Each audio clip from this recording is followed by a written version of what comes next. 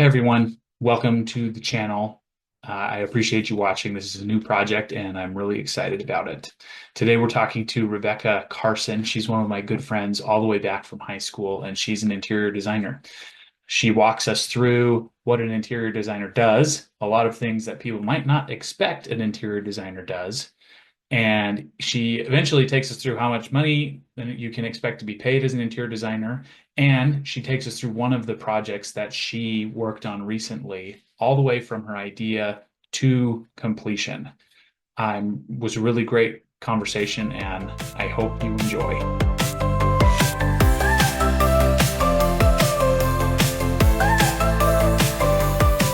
Okay, who are you and what do you do? Hi, my name is Rebekah Carson. I am an interior designer, principal owner of Tread Interiors based here in Meridian, Idaho. And what does an interior designer do?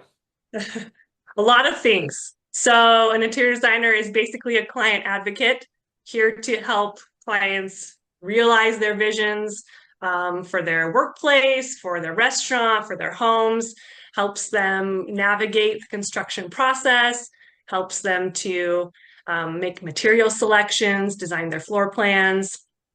That's kind of an overview. Okay, so I've back a long time ago, I used to just think interior designers were just decorators, like they'll help you pick the paint and the furniture and stuff. I've Yes. learned since then that it's much more like an architect than it is just a decorator. So talk through that. What when you have kind of a blank slate of a room or a building, or how does that project start? Yeah, that's actually good that you brought that up because that's a big misconception that people have. A lot of people don't realize that, yeah, designers are drafting floor plans and they're revising electrical plans. And so, what I do a lot of the time, I work with an architectural drafter to either I'm drafting a floor plan and then I'm working back and forth with the architectural drafter to develop full construction documents. So, I'll do like, an electrical plan or a floor plan. And then the drafter will also have helped me to finish off with framing, foundation plans, roofing plans, all those extra details for all those other subcontractors. So I'll start with that. We'll also do like exterior elevations. So those are basically like a 2D view of each side of the house, front, right side, left side, rear elevation, just to kind of get you to see what the roof line looks like. If it is it a hip roof or a gable roof? Are you using board and batten siding, stucco? What's your trim? So I'll go through all of that, and then with customers, we'll start making selections on countertops, flooring, tile once we've got the plans developed. But I don't know if that answers your question. Yeah, that sounded like interior and exterior designer. Yes. Yeah. So the term interior designer is misleading because I actually do a lot of designing exteriors. Yeah. Not And just so color selections too, but also, yeah, what is the shape of it? What does that look like? So you mentioned an architectural drafter. Yes. I have an old friend who is an architect, and you're an Yes. interior designer. What's the difference between all three of those jobs? Yeah, that's a great question. So, interior designers are the ones actually making the interior selections in addition to helping with floor plans. Whereas an architect is solely focused usually on the structure, right? And the plan development. And an architectural drafter is basically somebody who's just trained to draw the plans. But oftentimes we will still need to send out for an engineer to review the plans and stamp them to make sure that the structural loads are all correct. And so the drafter will incorporate the engineer's notes into her plan, his or her plans. So they still need to be stamped by someone. Yeah. Okay. So That makes everybody's sense. working together here then. That Yes, makes sense. exactly. Yep, yep. And so if you have an architect, you don't need the architectural drafter. It's whichever way you're going to go. Okay. So an architect can do the interior exterior design, and they'll work directly with their engineer to get everything approved. Right, right. Yep. Or you can have an interior designer and architectural drafter. work Right. together to get, okay, that And makes sense. even to be honest, some interior design firms are set up to do their full construction documents themselves, and then they just send it to the engineer to stamp them. I did an internship with a lady actually in downtown Boise, and that's what she did. She did all her own plans and then just had the engineer review them. So just kind of depends on how the firm is set up and what their capabilities are. Yeah. Cool. So Yeah. this doesn't sound like a kind of job where you punch in and punch out and have a shift that you're working every day. So tell us about how that's different. Yeah. And it totally varies on if you're working for someone, then you're going to have more consistent hours. But like where I own my own business, so my hours fluctuate around my other schedule needs, helping kids or, appointments, whatever. So my typical day varies a lot. And I'm actually working directly with one specific builder pretty frequently. So I'll actually go into their office a few hours a day. And then I'll come home and work a little bit, or I'll go to like a design center and be selecting materials, or I'll drive out to a job site and check there and see the progress. So yeah, there's a lot of variance in a day to day, which is actually part of the reason that I love it because I'm not just sitting at a desk all day Yeah. long. I get to go out and interact with people, and so yeah, I love it. That part of the job actually sounds really, I can tell that this is a really kind of creative job or a creative career to have where you get to imagine something and then actually build it or actually see it become Yes, real, which that is is really probably exciting. yeah. That I was going to say that's probably the most exciting thing is seeing something that you've worked really hard to create, and not just for yourself, but for a client that you've gotten to know and care about, and see it actually be built and then see them move in and how excited they are and all the memories they're going to make there. And yeah, it's pretty cool moment for sure. That's awesome. So what is something about your job that people don't realize is actually part of your job? We talked a little bit already about how you're doing interiors and exteriors. Some people are thinking you're just a decorator. Is there anything else that we might not know is part of the job of an interior designer? Yeah, for sure. So definitely I think drawing plans and elevations is something not a lot of people know that designers can do. Not, and again, not all designers can do that. It depends on your training and your experience. But in addition to that, I would say I do a lot of requesting bids from vendors on materials to see if it fits, the selections we've made fit within a customer's budget. So that's really important. Um, I also do a lot of cabinetry design. Oh, So that's cool. I'll draw up elevations of how I want the cabinets to look, different features. And then the cabinet shop also does drawings that I'll review, make sure we have the proper sized fillers so our fridge doors can open correctly and make sure, like our upper cabinet shelf depth is, correct so we can fit some LED strip lighting in there. There's all kinds of things. So yeah, lots of detailed drawings that I review and draw myself. So That's cool. I mean, if you start from the initial idea of, okay, we're going to choose paint color and yeah, which couch to have, yes, this is way more in depth than that, than just yes, a decorator, right? yes. And it's cool because that way when a customer brings you a Pinterest photo or whatever, I want this, and you're like, okay, I know how we can accomplish that, not just by the color that's selected, but by how that's going to be constructed and built. So Awesome. Yeah, yeah. that's cool. So, we've talked about how you like it, that it's a creative kind of job or career. What are the things that are frustrating about your job? What are the things that are hard when something comes up in a project? Yeah. I would say managing client expectations is a challenging one. I feel like you have to be a really good communicator in this job because there are things that are going to come up in construction. There's going to be delays, and the homeowner is upset because they were anticipating moving in by a certain date. Hmm. Or a contractor, this happened recently, They installed the incorrect stair railing because the Ooh. vendor ordered the wrong railing and then the carpenter installed it. So there's all kinds of things that can happen, even when you do your best to like communicate really well and document all of your selections. And so I'd say managing client expectations and being able to pivot when something does go wrong and just communicate properly, like, hey, we're doing all we can to take care of this issue. um, yeah, that's definitely something that goes wrong frequently. Yeah, that sounds frustrating. So whenever I'm doing a project around my house, I often will get bids from a bunch of subcontractors.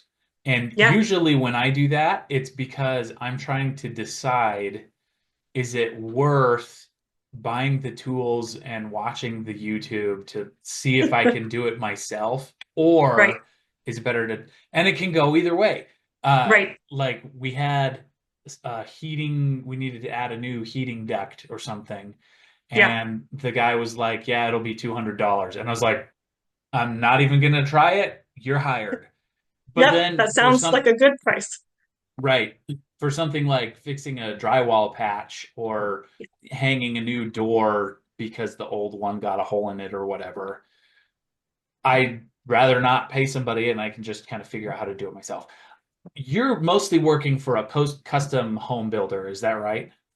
Yeah, complete custom right now. So that means even Okay. their floor plans are completely drawn up from scratch. Yeah, Okay. And then there's no reason to try and decide, am I going to do this myself? I would assume. correct. Yeah, there's a whole Right. host of subcontractors that have to come in the right order and materials that have to be ordered. Yeah, so yeah, but we That's do get a lot of homeowner. I mean, we do get some homeowners who are very budget conscious. So you have to be very aware of how to meet those needs while still making it look great and function great for them. So that's definitely a challenge. that so that brings up an interesting idea. Is it usually in the jobs that you're doing, are you trying to make it look great, or is it more often the fact that it just needs to be functional?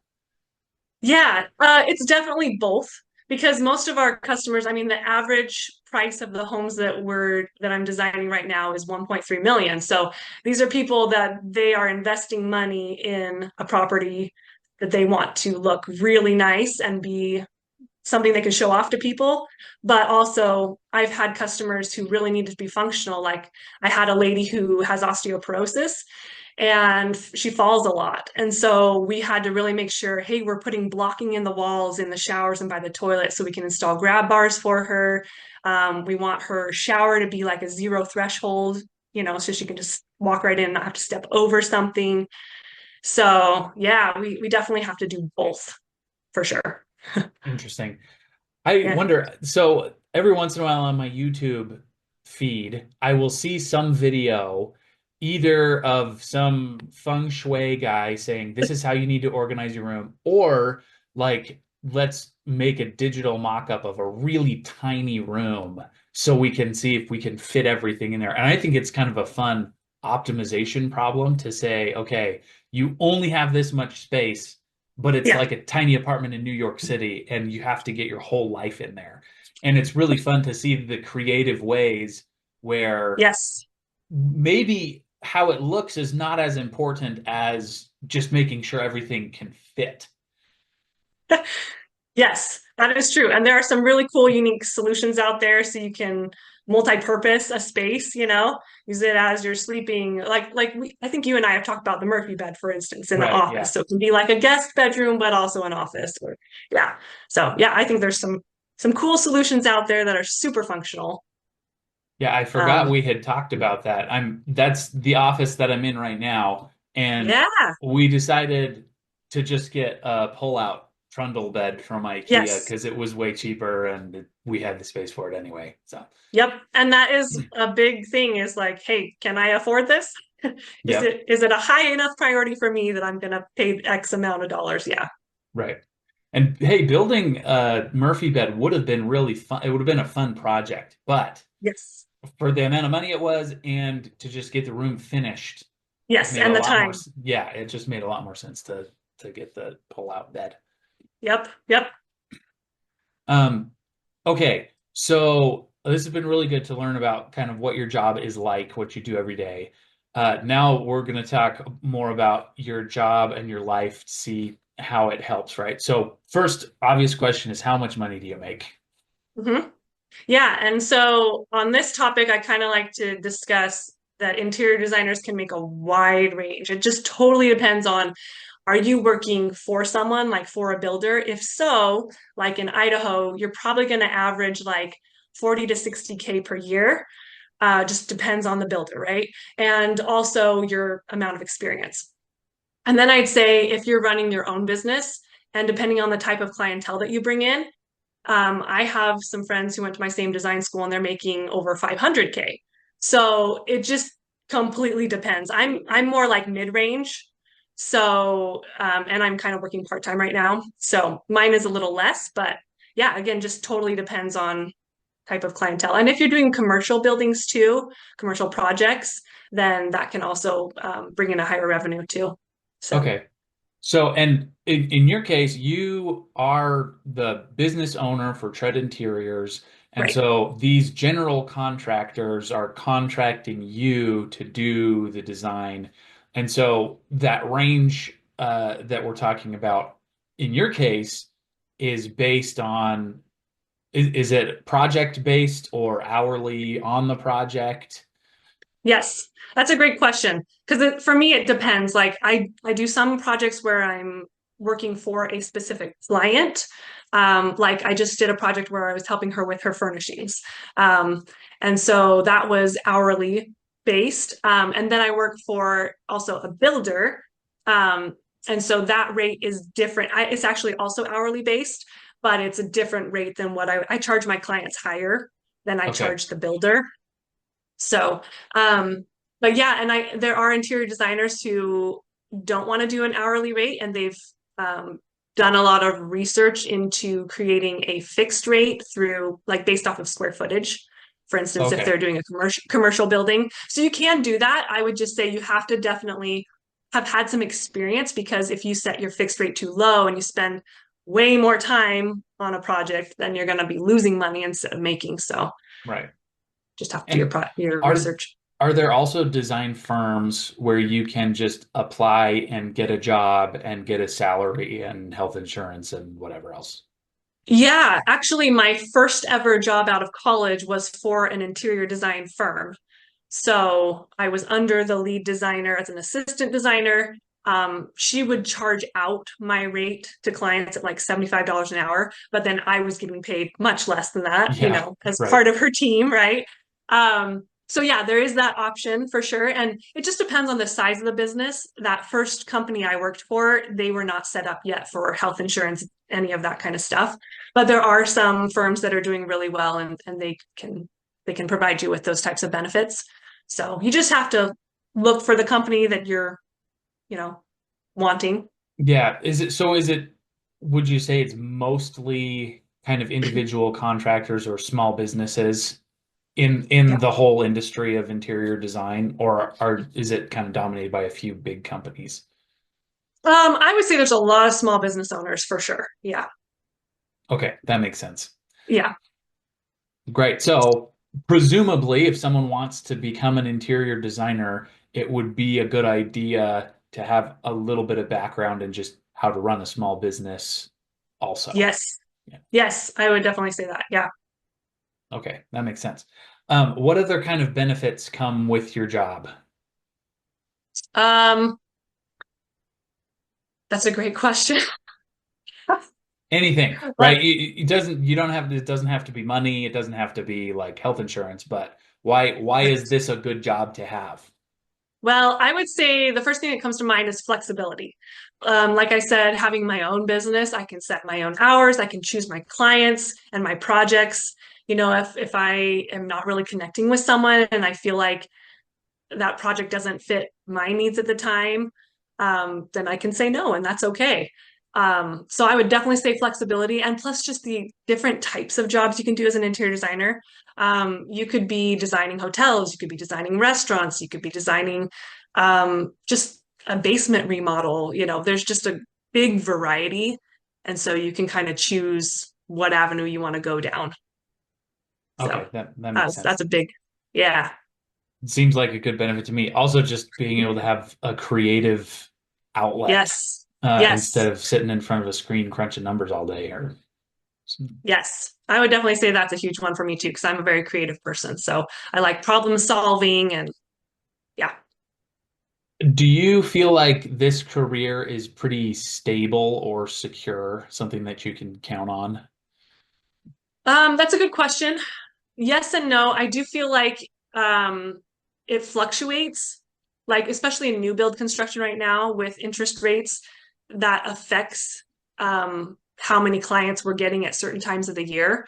So I would say at times it is definitely slowed down, but then it seems to pick up in the spring. Like winter time, it usually slows down a little bit and then Okay, picks up in the spring, summer.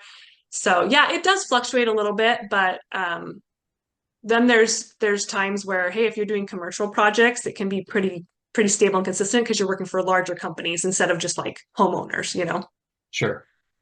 Okay. So So since you're essentially a subcontractor, and maybe it's just a homeowner or business owner hiring you, or maybe it's the same custom builder that you're working with usually, have what is the culture like? How do people treat you? This is kind of your own business, your own thing, so it's not like you got a boss who's right. breathing down your neck. But how does that work with your clients? Yeah, no, I think that's a great question. I feel like some builders really recognize the importance of an interior designer. They've seen how it helps the process to go smoother. They see how the communication is better. The clients are happier. But then there's also probably some builders who they're like, oh, what really is the value? You know what I mean? So you definitely have to have some rhino skin at times. And especially if you're walking up to a job site and you're a woman, affects that too.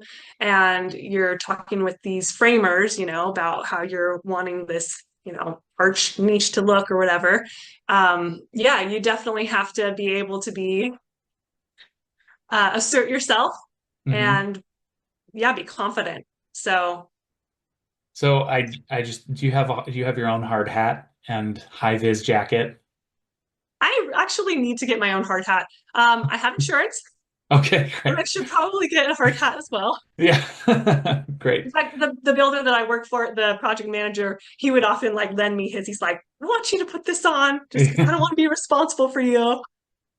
Well, okay, if this video ever hits like 1,000 views, maybe we'll buy you a nice Let's get me fancy, yeah, a great a hard hard hat that hat. says Tread Interiors across the front. Yeah, Yes. And it's gonna look great. I love it. I'm excited.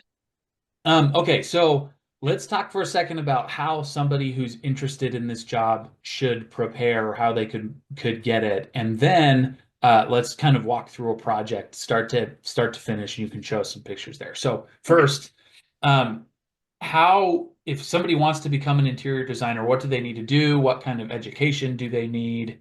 Um, and then beyond education, what are some good traits to develop or things to know? Yeah. So I got a bachelor's in interior design. I highly recommend getting education. It is invaluable.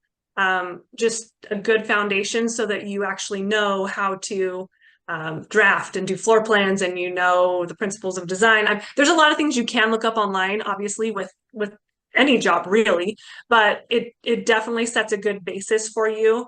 And then also there are certifications out there that you can pursue. So there's certifications for sustainability if you want to get into green design. There are some companies that really value that. A lot of companies are going to want you to know how to do 3D rendering, drafting, um, all of the Adobe Suite kind of products. And then I got my NCIDQ certification, which is basically like the highest level of certification a designer can get. You have to get education, and then you have to also do an initial exam right after you graduate. Then you have to get a certain number of work hours, and then you take another couple of exams. So those are really awesome because they help you get to know life safety codes, fire codes, things like that to help with health, safety, and welfare, as you're designing. So I honestly recommend getting education and pursuing certification. It just opens up a lot more opportunities, especially if you want to do commercial design. You need to have those certifications. But then, in addition to that, just finding a really good mentor, even if you have to do like an internship and not get paid for a little bit, but just being on the job with somebody and having them teach you their tricks of the trade, and seeing what a day-to-day life is like as an interior designer, that's really, really helpful. So those are a couple tips that I would suggest. Great. Um, so you got a bachelor's degree. You mentioned a bunch of certifications. Is it possible to get the experience and certification without going to college? That's a good question. You cannot get the NCIDQ without education from a CETA accredited school, is what it's called. Okay. CETA is Certification for Interior Design Qualification. So you cannot get the NCIDQ without that education background. But you could get hired by an interior designer or as an interior design position somewhere um, without the education. Like, there's like furniture stores that want someone to work in their showroom and help sell furniture and things like that. There are jobs out there for sure. Hey guys, so if you couldn't tell already, this is a pretty low budget. Please give me a break. This is the very first video, and we're just trying to throw it together. We had a couple of technical difficulties here when Rebekah was pulling up what she's going to share with us. So we're looking at a shower, and here in a second, we're going to look at one of the fireplaces that she built, and then she'll take us through the rest of the house. So in their shower, they were doing a wet room design, which is basically where you have your shower and your tub all enclosed in one big glassed in area. Okay. Um, so we were having to put everything kind of on one wall for the shower because the other wall was an exterior wall and we couldn't put the plumbing in there, or else we'd have to build double walls and shrink the shower size. So basically, they needed me to do a drawing so we could figure out where their shower heads were going to go, their shower wand, and how we could incorporate like a wall-to-wall kind of niche for all of their soaps and their shampoos, and then a bench. So over here, you can see we had to do a double wall here so that we could have enough space for the plumbing to go through, and then also for this little cutout for this niche that runs wall to wall. So that's Okay. one of the drawings that I did.